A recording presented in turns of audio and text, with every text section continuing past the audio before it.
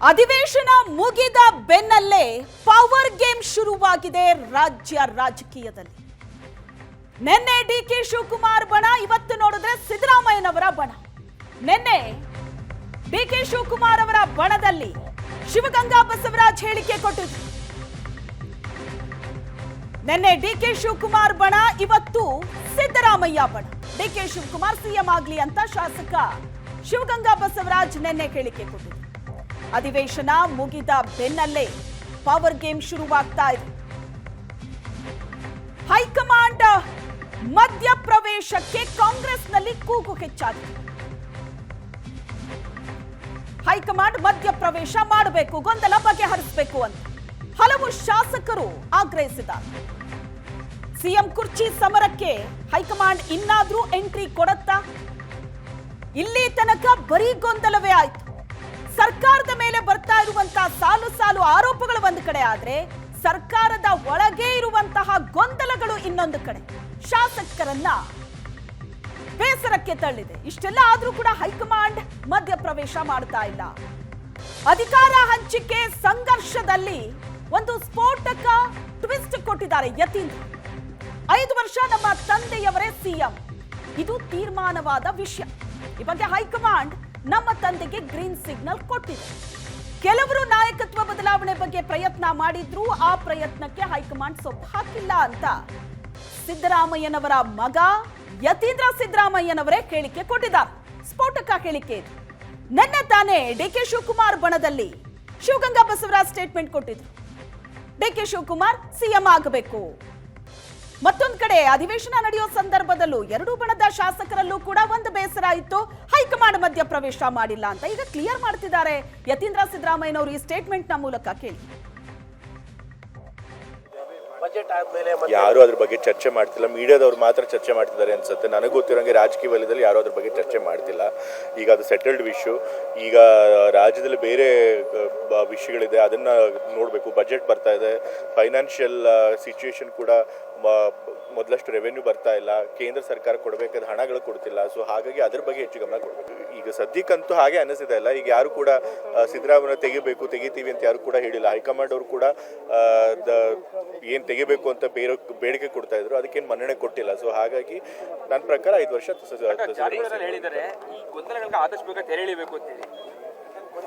ನನ್ನ ಪ್ರಕಾರ ಏನು ಗೊಂದಲ ಇಲ್ಲ. ಏನು ಗೊಂದಲ ಇದೆ ಅಂತ ಸರ್ನೇ ಕೇಳಬೇಕು. ನನ್ನ ಪ್ರಕಾರ ಹೈಕಮಾಂಡ್ ಅವರು ಕ್ಲಿಯರ್ ಆಗಿ ಸಿಗ್ನಲ್ ಕೊಟ್ಟಿದ್ದಾರೆ. ಅವರು ಬಾಯ್ಬಿಟ್ಟು ಹೇಳದೇ ಇರ್ಬೋದು, ಬಟ್ ಅವ್ರಿಗೆ ಕ್ಲಿಯರ್ ಆಗಿ ಸಿಗ್ನಲ್ ಕೊಟ್ಟಿದ್ದಾರೆ. ನಾವು ಇವಾಗ ಸದ್ಯಕ್ಕೆ ಯಾವುದೇ ಲೀಡರ್ಶಿಪ್ ಚೇಂಜ್ ಮಾಡಲ್ಲ ಅಂತ ಹೇಳಿ. ಸೊ ಹಾಗಾಗಿ 5 ವರ್ಷ ಸಿದ್ದರಾಮಯ್ಯ ಅವರು ಮುಖ್ಯಮಂತ್ರಿಗಳಾಗಿರ್ತಾರೆ ಅಂತ ನಾನು ನಂಬ್ತೀನಿ. ಯಾರು ಅದ್ರ ಬಗ್ಗೆ ಚರ್ಚೆ ಮಾಡ್ತಿಲ್ಲ, ಮೀಡಿಯಾದವ್ರು ಮಾತ್ರ ಚರ್ಚೆ ಮಾಡ್ತಿದ್ದಾರೆ ಅನ್ಸುತ್ತೆ. ನನಗೆ ಗೊತ್ತಿರೋಂಗೆ ರಾಜಕೀಯ ವಲಯದಲ್ಲಿ ಯಾರು ಅದ್ರ ಬಗ್ಗೆ ಚರ್ಚೆ ಮಾಡ್ತಿಲ್ಲ. ಈಗ ಅದು ಸೆಟಲ್ಡ್ ಇಶ್ಯೂ. ಈಗ ರಾಜ್ಯದಲ್ಲಿ ಬೇರೆ ವಿಷಯಗಳಿದೆ, ಅದನ್ನ ನೋಡಬೇಕು. ಬಜೆಟ್ ಬರ್ತಾ ಇದೆ, ಫೈನಾನ್ಷಿಯಲ್ ಸಿಚುವೇಶನ್ ಕೂಡ ಮೊದಲಷ್ಟು ರೆವೆನ್ಯೂ ಬರ್ತಾ ಇಲ್ಲ, ಕೇಂದ್ರ ಸರ್ಕಾರ ಕೊಡಬೇಕಾದ ಹಣಗಳು ಕೊಡ್ತಿಲ್ಲ. ಸೊ ಹಾಗಾಗಿ ಅದ್ರ ಬಗ್ಗೆ ಹೆಚ್ಚು ಗಮನ ಕೊಡಬೇಕು. ಈಗ ಸದ್ಯಕ್ಕಂತೂ ಹಾಗೆ ಅನ್ನಿಸ್ತಿದೆ ಇಲ್ಲ. ಈಗ ಯಾರು ಕೂಡ ಸಿದ್ದರಾಮಯ್ಯ ತೆಗಿತೀವಿ ಅಂತ ಯಾರು ಕೂಡ ಹೇಳಿಲ್ಲ. ಹೈಕಮಾಂಡ್ ಅವರು ಕೂಡ ಏನು ತೆಗಿಬೇಕು ಅಂತ ಬೇಡಿಕೆ ಕೊಡ್ತಾ ಇದ್ರು, ಅದಕ್ಕೇನು ಮನ್ನಣೆ ಕೊಟ್ಟಿಲ್ಲ. ಸೊ ಹಾಗಾಗಿ ನನ್ನ ಪ್ರಕಾರ 5 ವರ್ಷ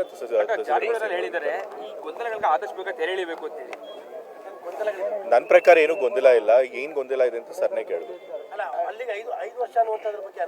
ನನ್ನ ಪ್ರಕಾರ ಹೈಕಮಾಂಡ್ ಅವರು ಕ್ಲಿಯರ್ ಆಗಿ ಸಿಗ್ನಲ್ ಕೊಟ್ಟಿದ್ದಾರೆ. ಅವರು ಬಾಯ್ಬಿಟ್ಟು ಹೇಳದೇ ಇರ್ಬೋದು, ಬಟ್ ಅವ್ರಿಗೆ ಕ್ಲಿಯರ್ ಆಗಿ ಸಿಗ್ನಲ್ ಕೊಟ್ಟಿದ್ದಾರೆ. ನಾವು ಇವಾಗ ಸದ್ಯಕ್ಕೆ ಯಾವುದೇ ಲೀಡರ್ಶಿಪ್ ಚೇಂಜ್ ಮಾಡಲ್ಲ ಅಂತ ಹೇಳಿ. ಸೊ ಹಾಗಾಗಿ 5 ವರ್ಷ ಸಿದ್ದರಾಮಯ್ಯ ಅವರು ಮುಖ್ಯಮಂತ್ರಿಗಳಾಗಿರ್ತಾರೆ ಅಂತ ನಾನು ನಂಬ್ತೀನಿ.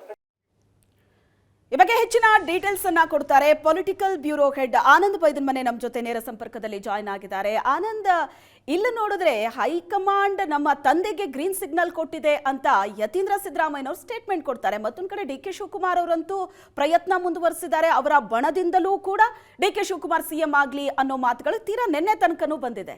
ಈಗ ಯತೀಂದ್ರ ಅವರು ಕೊಟ್ಟಂತ ಸ್ಟೇಟ್ಮೆಂಟ್ ಅನ್ನ ಒಬ್ಬ MLC ಕೊಟ್ಟಂತ ಸ್ಟೇಟ್ಮೆಂಟ್ ಅಂತ ನೋಡ್ಬೇಕಾ, ಅಥವಾ ಮುಖ್ಯಮಂತ್ರಿಗಳ ಮಗ ಕೊಟ್ಟಂತಹ ಸ್ಟೇಟ್ಮೆಂಟ್ ಅಂತ ನೋಡ್ಬೋದಾ? ಶ್ವೇತಾ, ನವೆಂಬರ್ 20ಕ್ಕೆ ಈ ಸರ್ಕಾರ ಅಧಿಕಾರಕ್ಕೆ ಬಂದು 2.5 ವರ್ಷ ಪೂರ್ಣ ಆಯಿತು. 2.5 ವರ್ಷ ಪೂರ್ಣ ಆದ ನಂತರದಲ್ಲಿ 21ಕ್ಕೆ ಶಾಸಕರುಗಳು ಮುಖ್ಯವಾಗಿ ಡಿ ಕೆ ಶಿವಕುಮಾರ್ ಬಣದಲ್ಲಿ ಗುರುಸ್ಕೊಂಡಿರ್ತಕ್ಕಂಥ ಶಾಸಕರೆಲ್ಲರೂ ಕೂಡ ದೆಹಲಿಗೆ ಹೋಗಿ ಹೈಕಮಾಂಡ್ ನಾಯಕರ ಮೇಲೆ ಒತ್ತಡ ಹೇರುವಂಥ ಪ್ರಯತ್ನ ಮಾಡಿದ್ರು, ನಾಯಕತ್ವವನ್ನು ಬದಲಾವಣೆ ಮಾಡಿ ಅಂತೇಳಿ. ನಾಯಕತ್ವ ಬದಲಾವಣೆಗೆ ಸಂಬಂಧಪಟ್ಟಾಗ ಹೈಕಮಾಂಡ್ ಕೊಟ್ಟಿದೆ ಎನ್ನಲಾಗಿರ್ತಕ್ಕಂಥ ಏನು ಕೆಲವು ಸಲಹೆಗಳಿತ್ತು ಮತ್ತು ತೆಗೆದುಕೊಂಡಿರ್ತಕ್ಕಂಥ ತೀರ್ಮಾನಗಳನ್ನು ಜಾರಿ ಮಾಡಿ ಅಂತಕ್ಕಂಥದ್ದು ಈ ಶಾಸಕರ ಒತ್ತಾಯ ಆಗಿತ್ತು. ಆದರೆ ಅದನ್ನು ಜಾರಿ ಮಾಡಲಿಕ್ಕೆ ಹೈಕಮಾಂಡ್ ಮೀನಾಮೇಷ ಎಣಿಸ್ತಾ ಇದೆ. ಅದರ ಆರಂಭಿಕವಾಗಿ ಇದು ಬೆಳಗಾವಿ ಅಧಿವೇಶನ ಅಂತಕ್ಕಂಥ ಹಿನ್ನೆಲೆಯಲ್ಲಿ ಅದನ್ನು ಮುಂದೂಡಿಕೆ ಮಾಡಲಾಗಿತ್ತು. ಅದಕ್ಕಾಗಿ ಒಂದು ಬ್ರೇಕ್ಫಾಸ್ಟ್ ಮೀಟಿಂಗನ್ನು ಕೂಡ ಆಯೋಜನೆ ಮಾಡೋದ್ರ ಮೂಲಕ ತೇಪೆ ಹಚ್ಚುವ ಪ್ರಯತ್ನವನ್ನು ಹೈಕಮಾಂಡ್ ಮಾಡಿತ್ತು. ಬೆಳಗಾವಿ ಅಧಿವೇಶನ ಮುಕ್ತಾಯ ಆದ ನಂತರದಲ್ಲಿ ಜಂಟಿ ಅಧಿವೇಶನವೂ ಕೂಡ ಆರಂಭಗೊಂಡಂಥ ಹಿನ್ನೆಲೆಯಲ್ಲಿ ಅದನ್ನು ಕೂಡ ಆ ಸಂದರ್ಭದಲ್ಲೂ ಕೂಡ ಈಗ ಸ್ಪಷ್ಟವಾದ ನಾಯಕತ್ವ ಸಂಬಂಧಪಟ್ಟಾಗಿ ಬದಲಾವಣೆ ಸಂಬಂಧಪಟ್ಟಾಗಿ ನಿರ್ಧಾರ ಮಾಡಲಿಕ್ಕೆ ಹೈಕಮಾಂಡ್ ಹಿಂದೆ ಮುಂದೆ ನೋಡಿತ್ತು.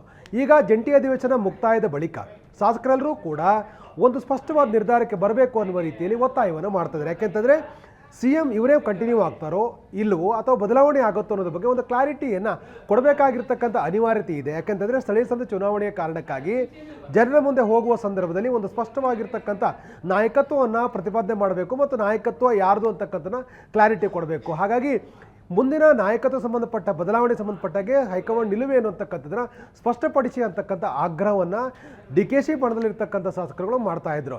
ಅದರ ಬೆನ್ನಲ್ಲೇ ಈಗ ಮುಖ್ಯಮಂತ್ರಿಗಳ ಪುತ್ರ ಮತ್ತು ಪರಿಷತ್ ಸದಸ್ಯರಾಗಿರ್ತಕ್ಕಂಥ ಯತೀಂದ್ರ ಸಿದ್ದರಾಮಯ್ಯವರು ಭಾಳ ಸ್ಪಷ್ಟವಾಗಿ ಹೇಳಿದ್ದಾರೆ, ಮುಂದಿನ 5 ವರ್ಷಗಳ ಕಾಲ ನಮ್ಮ ತಂದೆಯೇ ಮುಖ್ಯಮಂತ್ರಿ ಆಗಿರ್ತಾರೆ, ಯಾವುದೇ ರೀತಿಯ ಬದಲಾವಣೆ ಇಲ್ಲ ಅಂತಕ್ಕಂಥ ಮಾತು ಹೇಳಿದ್ದಾರೆ. ಇದು ಸೆಟ್ಲ್ ಆಗಿರ್ತಕ್ಕಂಥ ವಿಚಾರ ಅಂತಕ್ಕಂಥ ಮಾತನ್ನು ಕೂಡ ಹೇಳಿದ್ದಾರೆ. ಚರ್ಚೆ ಬಳಿಕ ಈಗಾಗಲೇ ತೆಗೆದುಕೊಂಡ ತೀರ್ಮಾನ ಅಂದರೆ ತೆಗೆದುಕೊಂಡಿರ್ತಕ್ಕಂಥ ವಿಷಯ ಅಂತಕ್ಕಂಥ ಮಾತನ್ನು ಭಾಳ ಸ್ಪಷ್ಟವಾಗಿ ಯತೀಂದ್ರ ಸಿದ್ದರಾಮಯ್ಯ ಹೇಳ್ತಾ ಇರೋದ್ರಿಂದ ಈಗಾಗಲೇ DK ಶಿವಕುಮಾರ್ ಬಣದಲ್ಲಿ ಗುರುಸ್ಕೊಂಡಿರ್ತಕ್ಕಂಥ ಶಾಸಕರುಗಳ ಒತ್ತಾಯ ಏನಿತ್ತು ಅದಕ್ಕೆ ಒಂದು ಕೌಂಟರ್ ಕೊಡುವಂಥ ಪ್ರಯತ್ನವನ್ನು ಕೂಡ ಮಾಡಿದ್ದಾರೆ. ಸದ್ಯಕ್ಕೆ ನಾಯಕತ್ವ ಬದಲಾವಣೆ ಇಲ್ಲ ಅಂತಕ್ಕಂಥನ್ನ ಒತ್ತಿ ಹೇಳುವ ಪ್ರಯತ್ನವನ್ನು ಯತೀಂದ್ರ ಸಿದ್ದರಾಮಯ್ಯ ಮಾಡಿದ್ದಾರೆ. ಮುಂಬರ್ತಕ್ಕಂಥ ಪಂಚರಾಜ್ಯಗಳ ಚುನಾವಣೆ ಹಿನ್ನೆಲೆಯಲ್ಲಿ ಬಜೆಟ್ ಹಿನ್ನೆಲೆಯಲ್ಲಿ ಯಾವುದೇ ರೀತಿಯ ಬದಲಾವಣೆಗಳು ಆಗೋದಿಲ್ಲ ಅಂತಕ್ಕಂಥ ಏನು ಚರ್ಚೆಗಳು ಕಾಂಗ್ರೆಸ್ ಪಡಸಾಲೆ ನಡೀತಾ ಇತ್ತು, ಅದಕ್ಕೆ ಪೂರಕವಾಗಿ ಯಾವುದೇ ಕಾರಣಕ್ಕೂ ಬದಲಾವಣೆ ಇಲ್ಲ, ಸಿದ್ದರಾಮಯ್ಯನೇ ಕಂಟಿನ್ಯೂ ಆಗ್ತಾರೆ ಅಂತಕ್ಕಂಥನ್ನ ಒತ್ತಿ ಹೇಳುವ ಪ್ರಯತ್ನವನ್ನು ಯತೀಂದ್ರ ಸಿದ್ದರಾಮಯ್ಯ ಮಾಡಿದ್ದಾರೆ. ಇದು ಕೇವಲ ವಿಧಾನ ಪರಿಷತ್ ಸದಸ್ಯರಾಗಿರ್ತಕ್ಕಂಥ ಯತೀಂದ್ರ ಅವರ ಹೇಳಿಕೆ ಅಲ್ಲ, ಬದಲಾಗಿ CM ಕ್ಯಾಂಪಿನ ಬಹಳ ಸ್ಪಷ್ಟವಾಗಿರ್ತಕ್ಕಂಥ ಹೇಳಿಕೆ ಮತ್ತು CM ಕ್ಯಾಂಪ್ ನೀಡ್ತಾ ಇರತಕ್ಕಂಥ ಸಂದೇಶ ಮತ್ತು ಮುಖ್ಯಮಂತ್ರಿಗಳ ಬಾಯಲ್ಲಿ ಬರಬೇಕಾಗಿರ್ತಕ್ಕಂಥ ಹೇಳಿಕೆಯನ್ನ ಯತೀಂದ್ರ ಸಿದ್ದರಾಮಯ್ಯ ನೀಡ್ತಾ ಇದ್ದಾರೆ ಅಂತಕ್ಕಂಥ ಆನಂದ್, ಈಗ ಯತೀಂದ್ರ ಅವರು ಕೊಡ್ತಾ ಇರುವಂತಹ ಈ ಸ್ಟೇಟ್ಮೆಂಟ್ ಏನಿದೆ ಬಹಳ ಕ್ಲಿಯರ್ ಆಗಿ ಹೇಳ್ತಾ ಇದ್ದಾರೆ. ಇದನ್ನೇ ಹೈಕಮಾಂಡ್ ಹೇಳಿದ್ರೆ ಈ ಗೊಂದಲ ಬಗೆಹರಿಬಹುದೇನೋ. ಯತೀಂದ್ರ ಅವರು ಕೊಡ್ತಾ ಇರುವಂತಹ ಸ್ಟೇಟ್ಮೆಂಟ್ ಆಂಗಲ್ ಅಲ್ಲೇ ನೋಡ್ತಾ ಹೋದ್ರೆ ಸಿದ್ದರಾಮಯ್ಯನವರಂತೂ ಬಹಳ ಕೂಲ್ ಆಗಿದ್ದಾರೆ. ಸಿದ್ದರಾಮಯ್ಯನವರು ಈಗ ಬಜೆಟ್ಗೆ ತಯಾರಿ ನಡೆಸ್ತಾ ಇದ್ದಾರೆ. ಆದರೆ DK ಶಿವಕುಮಾರ್ ಅವರ ಆಂಗಲ್ ಇಂದ ನೋಡ್ತಾ ಇದ್ರೆ ಹಾಗಿಲ್ಲ ಪರಿಸ್ಥಿತಿ. DK ಶಿವಕುಮಾರ್ ಅವರು ಫುಲ್ ಆಕ್ಟಿವ್ ಆಗಿದ್ದಾರೆ, ಅವರ ಬಣ ಕೂಡ ಫುಲ್ ಆಕ್ಟಿವ್ ಆಗಿದೆ, ಏನಾದರೂ ಬೆಳವಣಿಗೆ ಆಗ್ಲಿ ಅಂತ. ಹೈಕಮಾಂಡ್ ಹಾಗಾದ್ರೆ ಸೈಲೆಂಟ್ ಆಗಿದೆಯಾ ಅಥವಾ ಒಳಗೊಳಗೆ ಇನ್ಸ್ಟ್ರಕ್ಷನ್ ಅನ್ನ ಕೊಟ್ಟಿದ್ಯಾ? ಕೊಟ್ರೆ ಮತ್ತೆ DK ಶಿವಕುಮಾರ್ ಯಾಕೆ ಪ್ರಯತ್ನ ಪಡ್ತಿದ್ದಾರೆ? ಶ್ವೇತಾ, ಇಲ್ಲಿ ಭಾಳ ಸ್ಪಷ್ಟವಾಗಿರ್ತಕ್ಕಂಥ ವಿಚಾರ ಅಂತಂದರೆ ಈ ಸಬ್ಜೆಕ್ಟನ್ನು ಕ್ಲಿಯರ್ ಮಾಡಬೇಕಾಗಿರ್ತಕ್ಕಂಥವ್ರು ಕಾಂಗ್ರೆಸ್ ಹೈಕಮಾಂಡ್.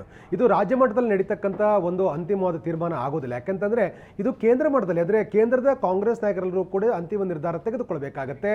ನಾಯಕತ್ವ ಬದಲಾವಣೆ ಸಂಬಂಧಪಟ್ಟಾಗ ಯಾವ ಚರ್ಚೆಗಳಾಗಿತ್ತು, ತೀರ್ಮಾನಗಳೇನಾಗಿತ್ತು, ಅಂತಿಮವಾಗಿ ತೀರ್ಮಾನದ ಹಿನ್ನೆಲೆಯಲ್ಲಿ ಕೊಟ್ಟಿರ್ತಕ್ಕಂಥ ಸಂದೇಶಗಳೇನಾಗಿತ್ತು, ಅದನ್ನು ಜಾರಿ ಮಾಡುವ ವಿಚಾರದಲ್ಲಿ ಹೈಕಮಾಂಡ್ ಯಾವ ಪ್ರಮುಖರು ನಿರ್ಧಾರವನ್ನು ತೆಗೆದುಕೊಳ್ಬೇಕು, ಯಾವ ವಿಚಾರದ ಬಗ್ಗೆ ಚರ್ಚೆ ಮಾಡಬೇಕು, ಯಾವಾಗ ಮಾಡಬೇಕು ಅನ್ನೋದನ್ನು ಕ್ಲಿಯರ್ ಮಾಡಬೇಕಾಗಿರ್ತಕ್ಕಂಥದ್ದು ಕಾಂಗ್ರೆಸ್ ಹೈಕಮಾಂಡ್. ಆದರೆ ನಾಯಕತ್ವ ಬದಲಾವಣೆ ಸಂಬಂಧಪಟ್ಟಾಗ ಒಂದು ಕ್ಲಾರಿಟಿಗೆ ಬರಲಿಕ್ಕೆ ಇನ್ನೂ ಕೂಡ ಕಾಂಗ್ರೆಸ್ ಹೈಕಮಾಂಡ್ ಸಾಧ್ಯ ಆಗ್ತಾ ಇಲ್ಲ.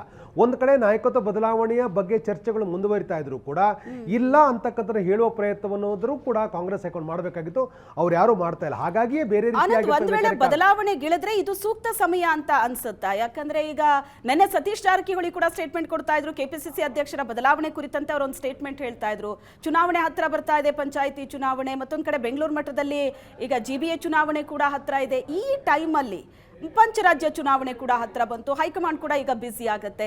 ಇಂಥ ಟೈಮಲ್ಲಿ ರಾಜ್ಯದ ಮಟ್ಟಿಗೆ ಇಷ್ಟು ದೊಡ್ಡ ಬದಲಾವಣೆಯನ್ನ ಹೈಕಮಾಂಡ್ ಮಾಡೋದಕ್ಕೆ ಒಪ್ಕೊಳ್ಳುತ್ತಾ?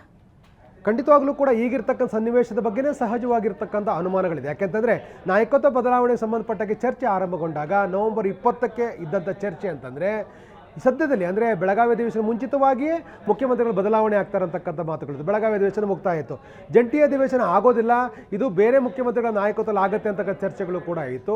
ಆದರೆ ಜಂಟಿ ಅಧಿವೇಶನ ಕೂಡ ಮುಕ್ತಾಯ ಆಯಿತು. ಮುಖ್ಯಮಂತ್ರಿಯಾಗಿ ಸಿದ್ದರಾಮಯ್ಯನವರು ಯಾವುದೇ ಕಾರಣಕ್ಕೂ ಈ ಬಾರಿಯ ಬಜೆಟನ್ನು ಮಂಡನೆ ಮಾಡಲ್ಲ ಅಂತಕ್ಕಂಥ ಒಂದು ಚರ್ಚೆಗಳು ಕೂಡ ರಾಜಕೀಯ ಪಡಸಾಲೆಯಲ್ಲಿ ಕೇಳಿ ಬರ್ತಾ ಇತ್ತು. ವಿರೋಧ ಪಕ್ಷಗಳು ಕೂಡ ಈ ವಿಚಾರ ಹೇಳ್ತಾ ಇದ್ರು. ಇಷ್ಟಾಗಿಯೂ ಕೂಡ ಮುಖ್ಯಮಂತ್ರಿ ಸಿದ್ದರಾಮಯ್ಯನವರು ಅಧಿಕೃತವಾಗಿ ಆಗಲೇ ಬಜೆಟ್ ಪೂರ್ವಭಾವಿ ಸಭೆಗಳನ್ನು ಆರಂಭ ಮಾಡಿದ್ದಾರೆ. ನಿನ್ನೆಯಿಂದ ಆರಂಭಗೊಂಡಿರ್ತಕ್ಕಂಥ ಬಜೆಟ್ ಪೂರ್ವಭಾವಿ ಸಭೆ ನಿನ್ನೆ ಇವತ್ತು ಕೂಡ ಕಂಟಿನ್ಯೂ ಆಗಿದೆ. ಹಾಗೆ ಮುಂದಿನ 20-25 ದಿನಗಳ ಕಾಲ ಈ ಪೂರ್ವಭಾವಿ ಸಭೆಗಳು ಮುಂದುವರಿಯುತ್ತೆ.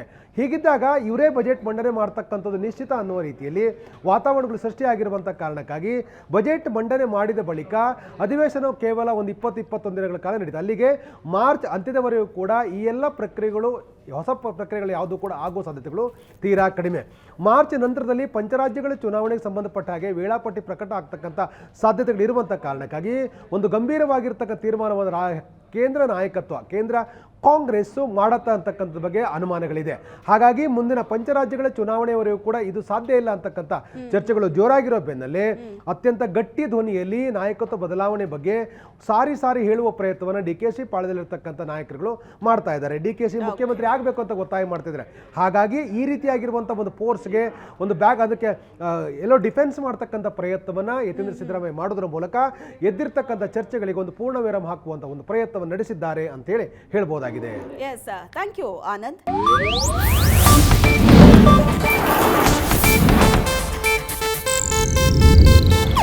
ಇದು ಏಷ್ಯಾನೆಟ್ ನ್ಯೂಸ್ ನೆಟ್ವರ್ಕ್ ಪ್ರಸ್ತುತಿ.